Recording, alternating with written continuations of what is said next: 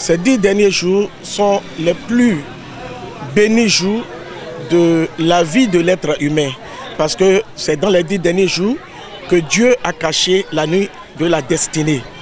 Et cette nuit, c'est une nuit qui dépasse ou bien qui a la valeur de 1000 mois d'adoration. Et dans cette nuit, celui qui a la chance d'avoir la bénédiction de cette nuit a la récompense de celui qui a adoré Allah pendant 83 ans, 4 mois. Parce que tout ce que tu fais pendant ces 10 jours-là, si ça coïncide avec cette nuit de destinée, il faut comprendre que notre Dieu est un Dieu amour, qui aime tout le monde, qui n'a pas de parti pris. La religion nous régit, parce que chacun a sa religion, mais nous avons le même Dieu. Et c'est pourquoi, pendant les 10 jours-là, que tu sois musulman ou non musulman, tu dois faire l'effort de rechercher la bénédiction de ces 10 jours-là.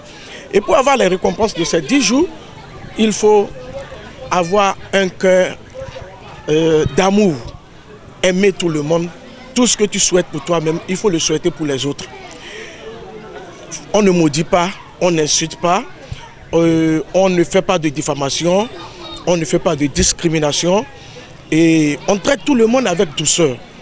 Et aussi, dans les 10 jours-là, il est recommandé de faire beaucoup de sacrifices. Ceux qui ont les moyens d'aider ceux qui n'ont pas des moyens. Et nous partons vers la fin du carême. Vous allez voir que pendant le mois, la mosquée est remplie.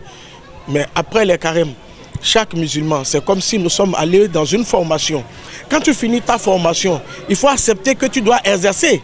C'est parce que tu veux exercer que tu es parti faire la formation. Pourquoi se faire former et abandonner cette formation-là? Là, on a perdu. Parce que notre Dieu n'est pas un Dieu du mois de Ramadan. Après le mois de Ramadan, tel que nous sommes tous à jour à la mosquée, il faut continuer à être ainsi. Et il y a 4 catégories de personnes à qui Dieu a dit qu'ils n'auront pas la récompense de ces 10 jours-là. Premièrement, celui qui s'adonne à l'alcool. C'est interdit pour le musulman, j'ai l'habitude de le dire. Celui qui,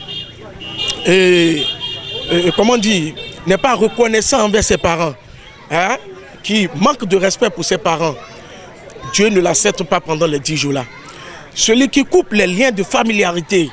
Et quand on parle de liens de familiarité, ce n'est pas seulement les liens de sang, mais les liens aussi de la religion.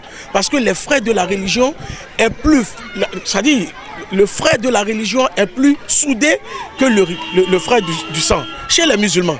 Et la 4e catégorie, c'est ceux qui sont dans des rancunes.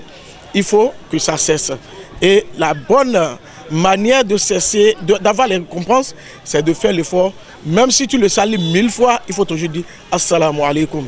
Quand tu le dis, s'il ne répond pas, demain il faut le redire. Chaque jour il faut le redire parce que automatiquement nous avons 2 anges qui nous accompagnent. Ces 2 anges-là répondent à sa place, non seulement qu'eux ils répondent, et ils demandent encore que Dieu te bénisse.